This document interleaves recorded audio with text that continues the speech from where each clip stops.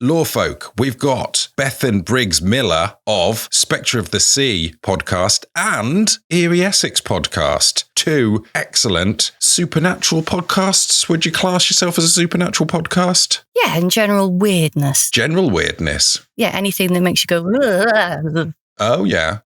Fair enough. Like a bite of a lime? Yeah, like a makes you go, ooh.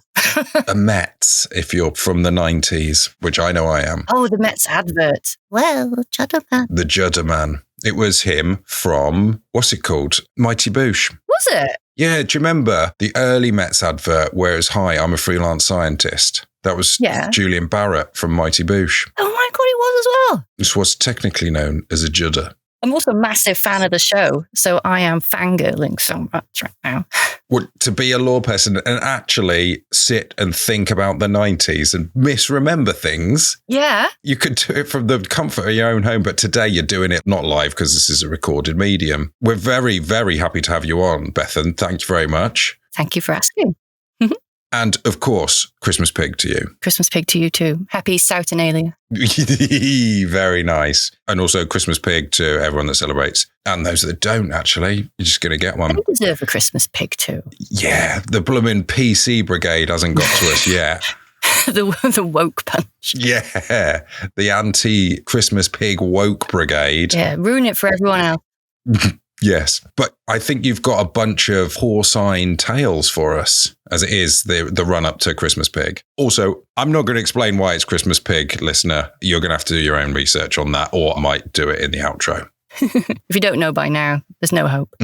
Basically, at this time of year, our thoughts turn to the porcine folklore, our piggy friends. I mean, there's loads of pig folklore at Christmas, so it's quite natural that we would turn our thoughts to the pigs, to the sty. Our minds are in the sty. Oh, but you've kind of snuffled around, you could say, and found a bunch of stories in the rotting vegetation that is the world or books, the law of the land. Mm-hmm. Yeah, there were some good offerings. Yeah, what'd you find? Well, I found some good ones. I found the one I know you particularly like. This one. Mm-hmm. Okay, let's kick off with the spider in the chimney. The spider in the chimney. Neither of those things are pigs. How are we going to get a pig in here? Let's find out. You've got to hold on and wait now, James, because, there will be pig. But you just got to wait, okay? Okay. I got this story. It's a story I knew anyway, because we've discussed it on Eerie, Essex. But I found a book that went into more detail with this one. And this was in Essex Ghosts by James Wentworth Day, who could tell a tale. He, almost Tolkien-esque. JWD? JWD. He knew how to spin a yarn. Nice. So as I said, this is about a spider in the chimney. And in a village called Stock, there's an inn called the Bear, so there was a little character and he was known locally as the Spider, and he was a little ostler who used to groom the horses. Wait. Is this a human? Whoa. This is a human. This isn't an actual spider. So this is a little fella. Well, no, I don't even know what an ostler is. An ostler, to me, sounds like a large rodent. No, that would have been even more fun. How many animals can cram into this story? What is an ostler? An ostler is someone who takes care of the horses like at an inn. Oh, okay. That's what it says. Right. So they ostle the horses. And I'm going to guess he was called the Spider because he could groom loads of horses at the same time. It was like he had 8 arms. No, okay, fine then. But we'll get to why he was called Spider soon. Did he poo silk? He did. Okay, sorry, spoiler alert. No, spoiler alert, he pooed silk. No. So, as well as looking after the horses and making sure that they were fed and what have you, and sleeping in the stable loft, he'd come into the pub and he would have some party tricks. And one of the party tricks was, the landlord said, if you can down this pint without taking a breath, you'll get your next one free. And I think his record was 14 pints. Without a breath? I don't think he did the whole 14. I think each one he drank without a breath. And then when he got to the 14th, I'll be all right. Actually, thanks. That's all right. Yeah, I'm done. Did someone hold his nose, I guess? I'm just trying to think of the logistics of how you'd prove or disprove. Or the sort of the rules around it. Whilst chugging. Right, I hope someone did. Otherwise, that'd have been a very easy 14th pint. But that wasn't the only trick he did. So he also used to take one of his pints and climb up the chimney, hence Spider. That's the thing spiders are most famous for, being in chimneys. Necking beers. If you ever miss your pint, that's where it's gone. So he used to go up there and there was a little shelf inside this fireplace.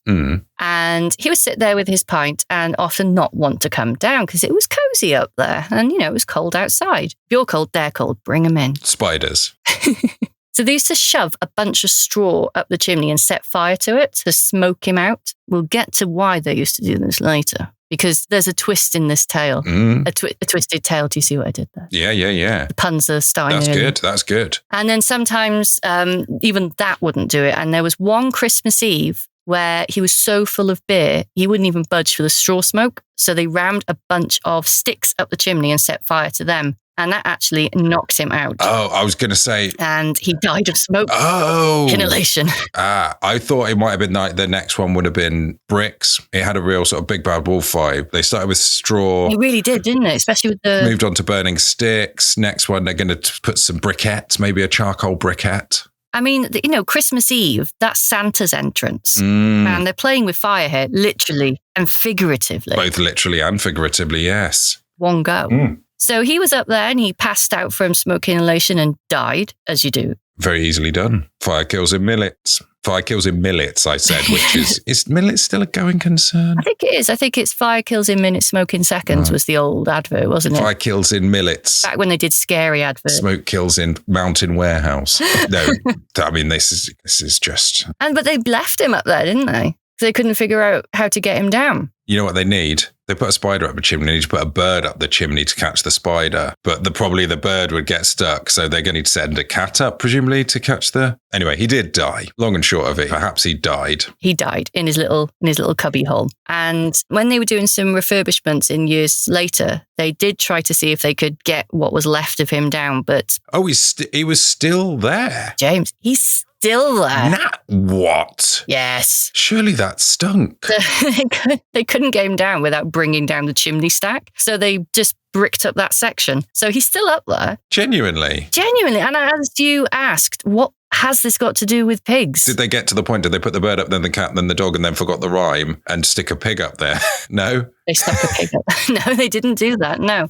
But the little shelf that he used to like to sit in was the bacon smoker. Oh, so yeah, I forgot that he was still there. It's quite sad, but I do like the nursery rhyme aspects that you got the big bad wolf factor, and then you've got... Ticks all the boxes. The old lady that swallowed that spider. Perhaps she'll die. I've got even more animals for you in this. Oh, wow. If you want more animals, I've got some more. Oh, yeah. JWD went and spoke to some of the people in the pub who knew him or remembered him, and they said, I've got to do a Norfolk accent, now a Suffolk accent. He was sharp as a fox and as cunning as a wagging load of weasels. Oh, nice. Sharp and cunning. That is both sharp and cunning. And they said, I reckon he's still there. And there he stops, and we don't want to lose him. So it's become sort of like an emblem of the pub. And customers still say they see him dodging about. And I love this. He has shrunk since he's become a ghost. It's also got a Gremlins vibe as well, hasn't it? The Christmas and they're stuck up the chimney. Do you think he was dressed as Santa? I know, it's got everything. Well, I hope so. The text is very rich. It's very rich. Ever so rich, this text. Wow, that was great. Thank you. I know you like that story. Would you like more pigs? But yes, please. More pigs at a faster rate. Okay. So these are spectral pigs. Mm-hmm. They're actual pigs now, not just bacon fodder. These are actual ghosts of pigs. So this is from Haunted East Anglia from Joan Foreman. Oh, I know her well. I have a Joan Foreman. I think I have one of those counties around there. I think you've got Haunted East Anglia because we talked about how the front cover had this weird, creepy, spectral figure on it. Yes, underneath the Weeping Willow. That's Yes, lovely stuff. Classic. A classic of the genre. So again, this is Christmas-based. Lovely. It's a Christmas pig. It's Christmas pigs, plural. Nice. So hold on to your socks. A litter of Christmas pigs. So on a Christmas morning, a local man was walking from Cawthorpe to the pub in Legbourne Village. As he drew level with the plantation gateway, he heard the sound of footsteps approaching. Feeling sociable, he slowed down to enable the men to catch up with him, thinking to have a pleasant conversation. The steps came nearer, drew level, and then past him, but there was no person to be seen. Immediately followed a herd of pigs. They dashed past him and forced him off the road. So there were some ghost, presumably humans, and then surprise pigs. Yeah, bonus pigs. Bonus pigs, yeah.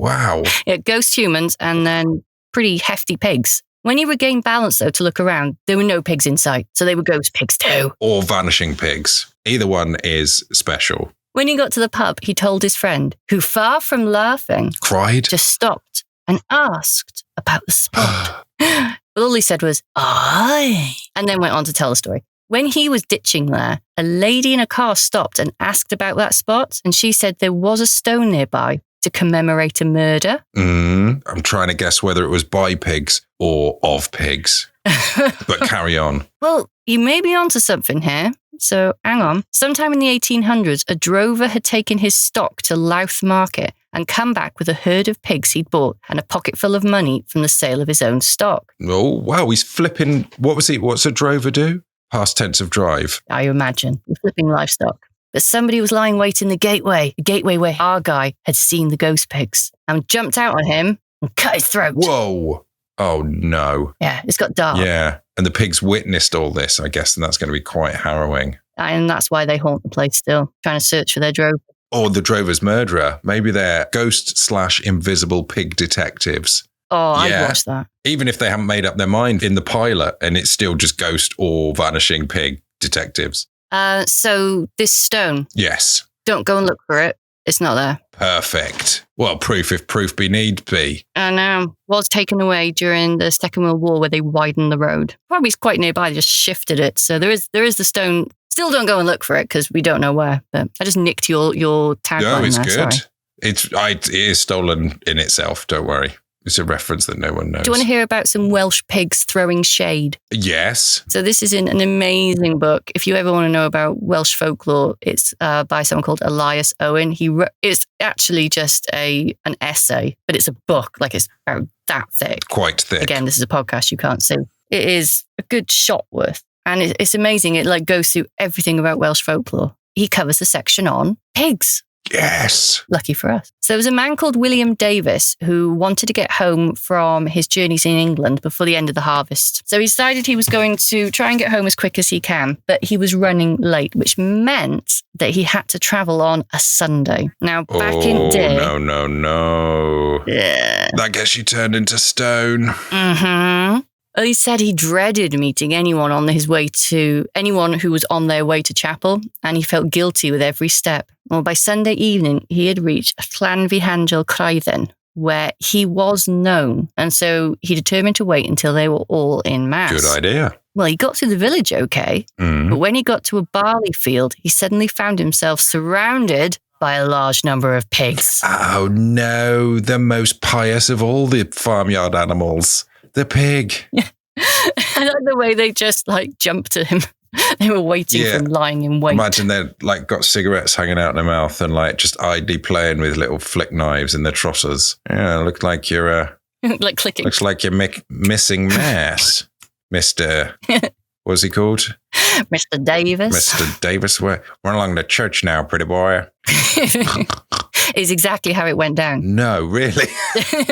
Well, no, they came up to him, stared at him, grunted, and then walked away. Oh, to be honest, I've seen pigs. That's standard pig MO. Is it standard pig? Well, then it went on and he met... Oh, no. Judging pigs. Judgy pigs. More judgy pigs. No, gets worse. Judging mice. This is like a reverse swallowed a spider. Oh, yeah. And even more, a tutting dog. The worst of all dogs. Yeah. And then your favourite kind of animal. Another pig? A dolphin? A tiger? No, I don't think you'd meet a dolphin in Wales. A monkey in a field. You'd say my favourite animal. I'm just running through my... They sort of sound... It could sound like a very quick number of tuts, wouldn't it? It could, yeah. Maybe that's what dolphins are doing, just tutting at us all the time. And we're like, oh, look, they're playing. With that little grin on their faces. Yeah. Don't trust them. It's not a grin. It's a grimace. Wait a minute. So a dog did it as well? A dog. Now, there used to be that sort of myth that dogs can't look up. I think that was put about by the TV show Spaced. I do believe it was Shaun of the Dead. Was it Shaun of the Dead? Mm-hmm. Ah. And I tried it with my dog. They can look up. Yeah. And it turns out they can also look down on you. Yes. And tut. Mm. But the next animal, you're going to absolutely love this. A headless horse. Oh, of course, a headless horse. What happened there? Of course, a headless horse. It's a headless horse, of course. Wow, Of course. yeah. I don't know how a headless horse would look disapproving. I imagine it might just paw at him or turn around and really swish his tail sort of in a... Yeah, I can't really... How do you throw shade if you haven't got a head? I mean, anything you're doing it's tinged. It's got an edge to it if you're a headless horse. But yeah, it's very difficult to read emotions on anything, I'd say, that's headless. You can assume terror and pain, and at the very least, a sense of ennui. Do you know what? You said it was like the reverse of the nursery rhyme. Reverse your nursery rhyme. What's the last person he would meet? The old woman. Yes! He met an old woman who's had a mouth full of spiders. Terrifying she was. I assume she had, because she was sitting on the wall to the boundary to his house. So he was that close to home, and he met the old woman. Apparently the headless horse, he was but an old woman. He just collapsed. Through shame. Did he die of shame? I didn't die. Oh, thank but goodness. He was faint incapacitated by shame. I think he was found by his parents, who were just you what? Instead of they hadn't seen their son for months, and they were you came here on a Sunday? I did have another one, but then you went and dashed all my hopes, because apparently you've spoken about it before. Which one's this? This is the boar head ceremony. Oh, in Oxford, yes. Yep. Go on, let's remind everyone. It's Xmas Pig. Everyone, you like a story that you've heard before at Xmas Pig. Well, yeah, I mean, yeah, we you tell the same stories every year. That's part of it, isn't it? You listen to your granddad or your grandma telling the same story that they've told you 1,000 times, but it's still good. And it's not just because you don't go back and listen to old episodes. This is from A Dictionary of British Folk Customs by Christina Hole. It's Christina Hole. So there's this tradition that's actually carried out across Britain. It's since the Middle Ages. A boar's head would be paraded and decorated and garlanded with high ceremony, and then brought into a hall of feasting to the sound of trumpets and singing and poems and a general palaver. I think it still takes place even today. I mean, when Christina Hole wrote this book, it was still being done at Queen's College, Oxford. And in the 19th century, most students stayed at the college as winter journey home was too dangerous. So they just stayed over, and they decided, if they're staying here for Christmas, let's make a bit of a thing of it. And what nothing says Christmas like cutting off a pig's head and bringing it inside, apparently. So again, just like it is everywhere else, it's brought to the high table while stopping every so often to sing a verse from the Boar's Head Carol by, and I love this name, Winkin de Word. Oh, yes, Winkin de Word, yes. I remember them. So he wrote sort of customs and songs around Britain, and it was printed in 1521. So it's the now hits of 1521. Now that's what I call folk hymns. Now that's what I call a boar's head. Volume 9.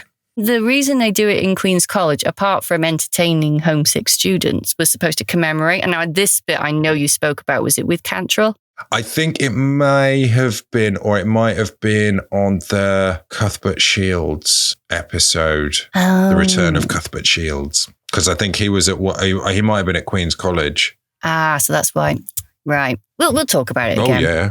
So this was supposed to commemorate a scholar from the college who had met a wild boar on the heights of Shotover, and being unarmed, apart from a book, a copy of Aristotle, he just went up to the pig and shoved it down his throat, crying, "Swallow this if you can." Cool. As you do. Yeah. And the boar replied, I'm going to just guess how it says, "Welcome est," and died. Wow. That was that was believable. Yeah. I bet you thought you were there. I thought I was murdering a boar with a book, but I don't know what it said. I didn't quite understand that. Oh, that was Graecum est, and it means it is Greek. So this pig doesn't like Greek food? Like it's all Greek to me or something? It's all Greek to me. He does like foreign muck. One of them. Very picky pig. Yeah. I mean, to die is a bit over the top, but Yeah, that's a bit much. Even old Davis didn't die when a strange lady scared him, shamed him. He just fainted. Well, this actually to bring Essex in, as I am one half of Eerie, Essex, it also took place in Hornchurch, but Christina says it was a bit more boisterous. Oh, the boar's head ceremony or the murder of a boar with a book? There is a murder of a boar because how they did it. Well, I mean, if there's a boar's head, at some point the boar would have been murdered. Yes. I doubt it's not still alive. The existence of the head implies a body and it being attached. Yes. Yeah. Well, they don't know what happened to the body. I assume they cooked it. You'd hope so. Well, on Christmas Day afternoon, the head would be paraded on a pitchfork. You know, like you see the tall guys going this way. Yes, yes. Except they don't do, they do it with umbrellas, not boar's heads on a pitchfork. No, not anymore. So they'd parade it to a mill field near the church, and then people would wrestle for it. Oh. I mean, that's how much people liked a boar's head. Is it the pearl or something, like a bit inside the cheek that's meant to be the most delicious part of a pig or something? I think so, but my knowledge of that comes off like Silence of the Lambs. Oh, really? That's where most of my knowledge comes from, horror films. If it's most of your cookery, that's a bad thing. Oh, yeah, no, not most of my cookery, just random facts. Okay, good. Your cooking tips don't come from noted cannibal. Well, the winner and their friends would then take the boar's head to the inn and feast on it. At least everything got used, Yeah, that's nice. But I imagine after being on a pitchfork for a while, I mean, it's Christmas and it'd be cold, but, it might be a bit musty by the time you get it there. I think so. And presumably whoever's at the very least worked up a sweat, if not got covered in mud. And they're going to be doing things. They're going to be messing around with it. Yes, it's not exactly going to be in a nice state by the time you get to the pub. I'm no vegan or vegetarian, but I'm not a fan of eating the face of things. That's a really good merch idea. I don't want to eat the face of a thing. Not a fan of the face of things. Well, yeah. Well, this origin goes back even further, apparently. And I found online somewhere, I think actually, this is so embarrassing. I think I found this on Wikipedia. That's absolutely fine. Is it? Okay. So this person, whoever put this on Wikipedia, said it was initiated in all probability by the Anglo-Saxons. So it goes back that far. In the Norse tradition, sacrifice carried the intent of imploring Freya to show favour to the new year. So the boar's head with an apple in the mouth was carried to the banquet hall on gold and silver dish, the sounds of trumpets and sounds of minstrels. And then they would inevitably fight. Over it.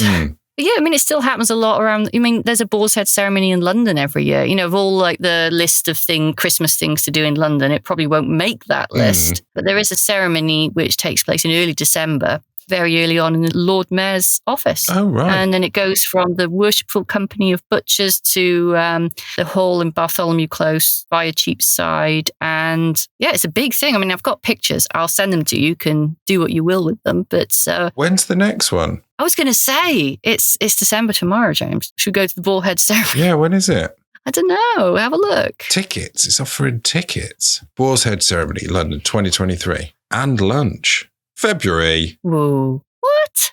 The Boar's Head in 2022 looks very 70s. It does. It's a papier-mâché one because of health and safety. Yeah? No, it's got like kiwis and oranges and apples on a stick sticking out the ears. Is it red head with like all white dots? Oh, you've got another picture. It's worse than that, sir. The tusk looks like it's made of marzipan or something. They've got the apple in the mouth. I think that's real, but they've sort of decorated. Oh, the one I'm looking at is definitely not real. No, yeah, that's it. The one that they've got outside is like a toy, like a weird child's toy. But then there's another one and it's sort of surrounded by cress. And then they've made an eye out of what looks like some marzipan and an olive or grape. It's gross. I think there's radishes on there as well. There's radish and kiwi right next to each other. I think these butchers know their meat. But not their fruit and veg. Ooh, how much do you reckon a ticket is?